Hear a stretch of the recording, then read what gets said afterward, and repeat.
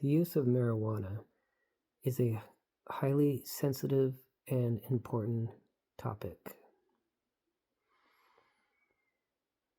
Smoking pot every day is a good tool for people who have trauma that they're not ready to face yet.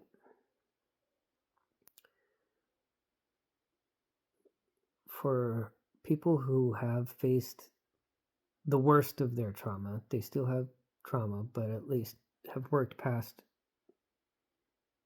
such bad trauma that they don't necessarily need pot anymore. Smoking it every day for those people, it becomes a distraction, and it's definitely an addiction that makes it hard to stop doing every day. Pot can be the most helpful tool to your mind if you smoke it on occasion, or if you implement the 7 breaths before taking your hit. And not just the 7 breaths, but ask the question, what do I need to know that I haven't thought of yet? Or asking to connect to your spirit guide.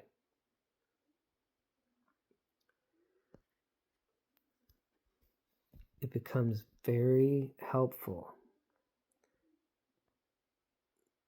and you don't feel like you need it every day. Once you put it down, you realize that it was holding you back from the clarity of your mind. How clear your mind can be is extinguished by everyday pot smoking. If you already have a clear mind and you're an everyday smoker, imagine what you could do if you're not smoking every day. If you're using pot as a tool, pot is the most beautiful thing. It has so many tools. It's good for so many things. And we know that. And us as a country, we're all hip on smoking these days. Well, no one's talking about, not as many people are talking about just how helpful this can be when used correctly. It's a good thing. It might give anxiety to you when you have a low tolerance. That's because there's something that's not wanting you to smoke it on a low tolerance because it knows how helpful it is. Your shadow. If you face your shadow, if you thank it and tell it that you know that you want to be friends with it, the anxiety will go away. Same thing with coming on to mushrooms. That uneasiness, that all comes from the fact that you're not facing your shadow. You're not acknowledging its realness or its existence. You're trying to hide from it, and it doesn't like that. That's why you get an uneasy stomach, and that's why you get anxiety when you smoke on a low tolerance. It's telling you, hey, pay attention to me. And it's also telling you, it's also trying to scare you away from eating mushrooms because it knows that mushrooms will wake you up. It knows that smoking pot on a low tolerance will wake you up.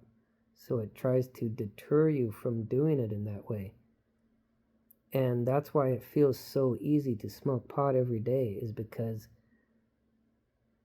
the shadow wants you not connected to the clarity of your mind. If you're in a fog, you're just another consumer buying pot and all the other stuff that there is to buy.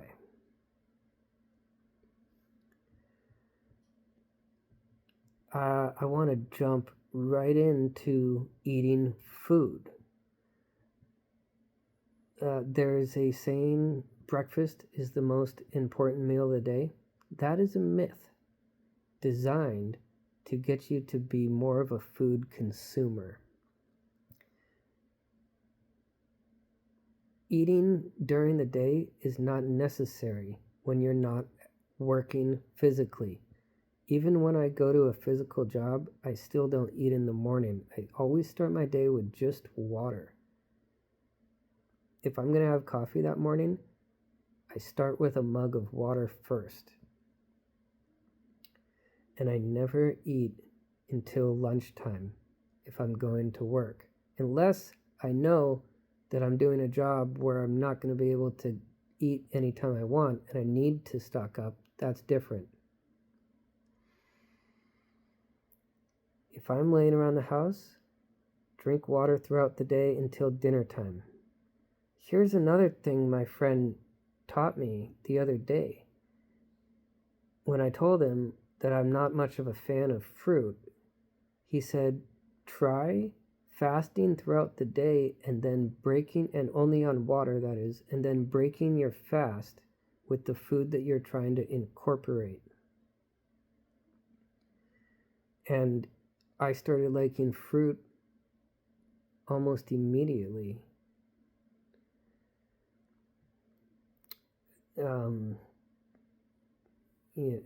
Like, we want to pay attention to the types of food we're eating, because even if gluten doesn't seem like it's affecting you, that doesn't mean that it's not affecting you in some way that you're not aware of.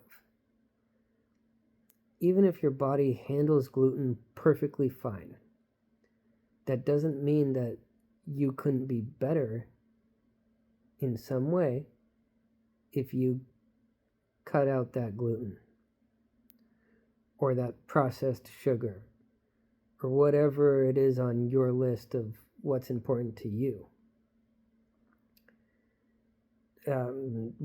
Dairy is something that some people think we're not supposed to be eating. I don't know. I'm not saying I know that. What I do know is that my little sister cured herself of dairy intolerance. How did she do it? By creating microbes and then eating them. I forget how she did it, but somehow she created a certain type of microbes in rice, and she cured herself of dairy intolerance by doing that. At different times of our life, we're supposed to be eating different things. At one time of my life, I ate a lot of whatever I wanted. Eventually, I got older and I figured, even though my body seems to be handling these foods well, I'm going to start experimenting and see what I can figure out. Here's a trick. The carnivore diet, it's a thing. It's not necessarily supposed to be done long term. Maybe for some people, but probably not too many people. When I used it, I went 8 days. And I would also say that if you're going to try this, have some sort of supplements that you're taking too, so that you make sure you're getting everything that your body needs. The carnivore diet, I was not guided to do more than 8 days at a time. But it was helpful initially for me, cutting out these substances, alcohol and pot, that I was trying to cut out. It got me at least somewhere. I realized, oh no, that's right. It cured me of my sugar addiction, because 4 days into this carnivore diet, all my cravings went away, dissipated. Within like a day they were gone, and I never craved anything again. I didn't want to eat unless I was really hungry, and then I wouldn't need that much to eat. And then I was ready to start eating other foods again. But it's just one way of knocking out your cravings so you can tackle your addictions, and also just seeing what it can do for you. There's other ways of tackling your addiction. The 7 breaths that I've been talking about just about cured me from my addiction to pot.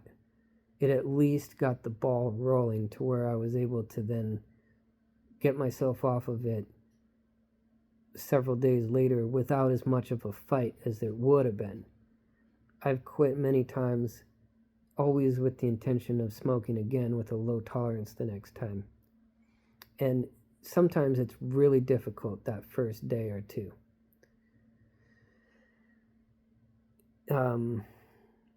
This last time it was difficult that first day and the first couple days, but I still think that the 7 breaths helped.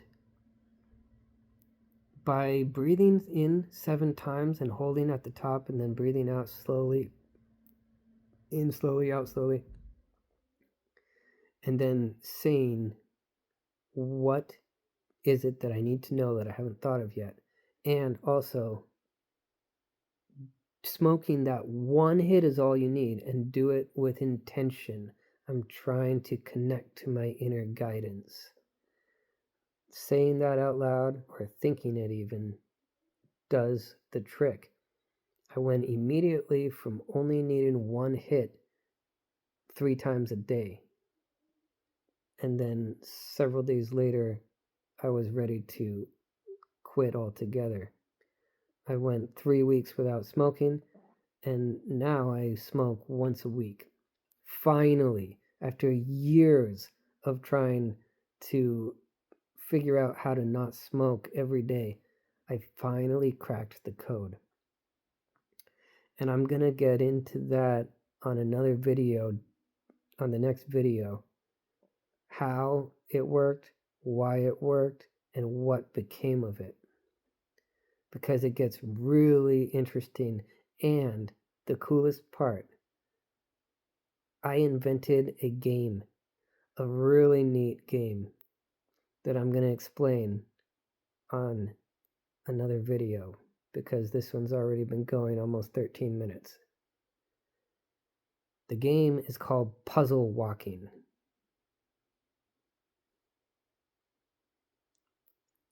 And it's a game changer, I believe. Someday it's going to be a popular thing. As of right now, I'm the only one that I know of who's ever played it. So, besides kids who call it a different game. Anyway, a different name. That's for next video. For this video, that's enough. Take notes on what I'm saying. Whatever jumps out at you, whatever you think is important for you, that's the knowledge that you want to be writing down and taking with you and thinking about.